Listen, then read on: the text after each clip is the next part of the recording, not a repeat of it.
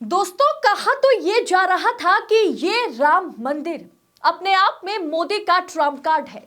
इसी के बलबूते पर मोदी जी 400 पार कर देंगे। लेकिन ये ट्रम्प कार्ड भी फेल साबित होगा, ये किसने सोचा होगा। दोस्तों, एक सर्वे सामने आई है, या कहे कि मोदी जी तक पहुंचा है, जिसमें मोदी जी की पार्टी 272 का जादुई आंकड़ा लोकसभा में पार कर पाती हुई नजर नहीं आ रही है। इसीलिए इसीलिए दोस्तों, ऑपरेशन ईडी शुरू किया गया है फिर से। लेकिन यहां हेमंत सोरेन ने ना नहले पे दहला चला है। हेमंत सोरेन ने खुद ईडी को शिकंजे में ले लिया है और यहां तक कि सोरेन ने मोदी को भी मात दे दिया है। हेमंत सोरेन की राजनीति के आगे अमित शाह की राजनीति भी फेल हो गई। बताएंगे आपको पूरा मामला, तो वीडियो को अंत तक देखिएगा, अंत तक हमारे साथ बने रहें। नमस्कार, स्वागत है आप सभी का देश नीति पर।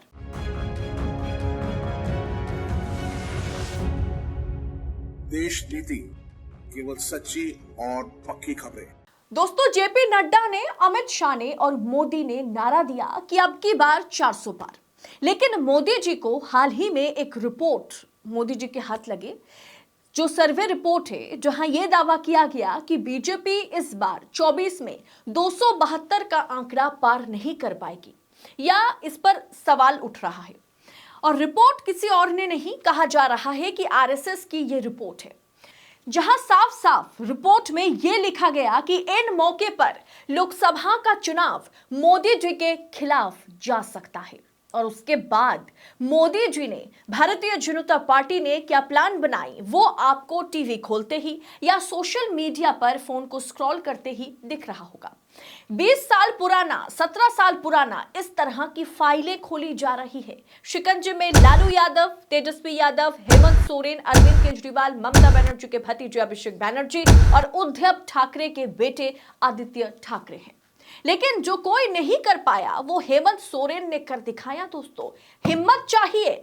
हेमंत सोरेन से ईडी लगातार पूछताछ कर रही है। 36 लाख रुपए जब्त किए गए दिल्ली से, एक बीएमडब्ल्यू कार को सीज किया गया। लेकिन यहां हेमंत सोरेन ने जो पॉलिटिक्स खेला है ना, उसके आगे मोदी और अमित शाह भी चारों खाने चित हो गए। झारखंड के सीएम हेमंत सोरेन ने प्रवर्तन निर्देशालय यानी ईडी द्वारा जारी पूछताछ के बीच सोरेन ने ईडी के खिलाफ ही एफआईआर दर्ज करा दी है। उनकी तरफ से ये एफआईआर एसटी/एससी थाने में दर्ज कराई गई, जिसकी जो है काफी उसका मायने होता है। ये एफआईआर ईडी के अधिकारियों के खिलाफ दर्ज कराई गई है। दिल्ली में ईडी अधिकारियों की हेमंत सोरेन के आवास पर छापेमारी के खिलाफ एफआईआर दर्ज की गई। हेमंत सोरेन ने बताया, SC/ST एक्ट के तहत ईडी पर कार्रवाई हो सकती है, क्योंकि ईडी उन्हें प्रताड़ना और परेशान कर रही है। एक आदिवासी होने के नाते उन्होंने इस SC/ST एक्ट का इस्तेमाल ईडी के खिलाफ किया है। ये एक जो है ना, बड़ी राजनीति का, एक बड़ी रणनीति का उन्होंने प्रमाण दिया है। जमीन घोटाले के जिस मामले में हेमंत सोरेन से पूछताछ हो रही है, वो रांची के बड़गाई अंचल के एक जमीन की खरीद बिक्री से जुड़ा हुआ है। ईडी को जानकारी मिली है कि हेमंत सोरेन ये जमीन नाजायज तरीके से हासिल की है। हालांकि ईडी को लिखे पत्र में सोरेन ने साफ कह दिया है कि यह जमीन ना तो उनकी है, ना ही उनका इससे कोई ताल्लुकात है, क्योंकि ये भुईहरी नेचर का जमीन है, प्रकृति वाली आदिवासी भूमि की जमीन है। ये इस जमीन की खरीद बिक्री नहीं हो सकती। फिर भी हेमंत सोरेन पर दबाव बनाया जा रहा है। क्यों बनाया जा रहा है, ये आपको मैंने कल ही बताया कि किस तरह से हेमंत सोरेन के साथ मोदी जी की जो पुरानी दुश्मनी है, उसे वो खुन्नस निकालने की कोशिश कर रहे हैं।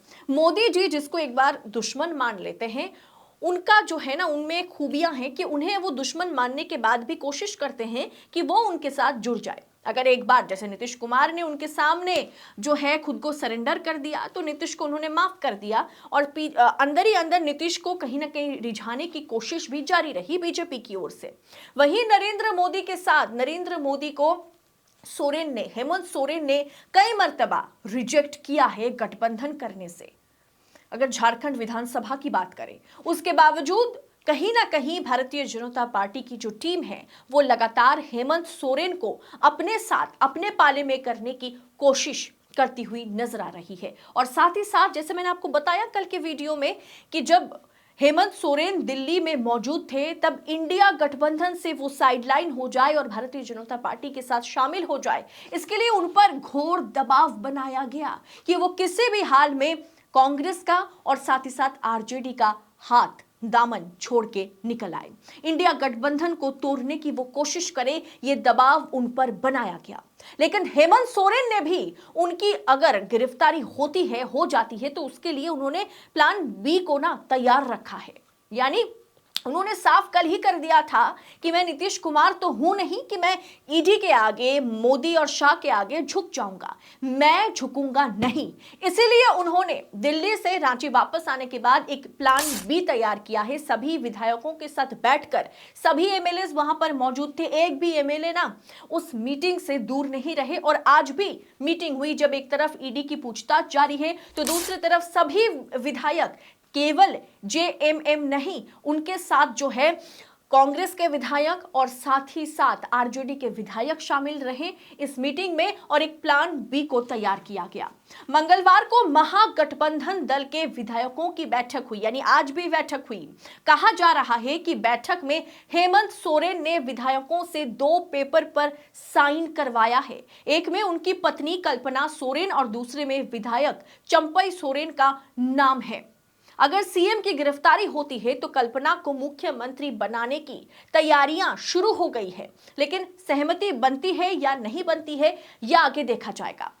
दोस्तों, आज भी सत्ता दल के विधायक सीएम हाउस में पहुंचे और वहां पर बाकायदा आरजेडी के विधायक, साथ ही साथ कांग्रेस के विधायक और जेएमएम यानी हेमंत सोरेन की जो पार्टी है उनके विधायक मिल करके इस फैसले पर वो पहुंचने की कोशिश कर रहे हैं कि अगर हेमंत सोरेन की गिरफ्तारी हो जाती है तो वो तो जेल से चुनाव लड़ेंगे ही, वो जेल से पार्टी को सपोर्ट करेंगे ही, सरकार भी चलाएंगे, लेकिन राबड़ी देवी की तरह फिर से जैसे लालू ने अपनी पत्नी को बिहार की जो सत्ता है वो सौंप दिया था, उसी तरह से झारखंड की राजनीति रणनीति अब हेमंत सोरेन की जो पत्नी है कल्पना सोरेन वो भी तय कर सकती है। ये हेमंत सोरेन का प्लान बी है, यानी किसी भी सूरत पे अगर वो जेल भी चले जाए तो भी वो बीजेपी के आगे, नरेंद्र मोदी के आगे, ईडी के आगे झुकने वालों में से नहीं है, ना ही वो इंडिया गठबंधन को छोड़ने वालों में से है।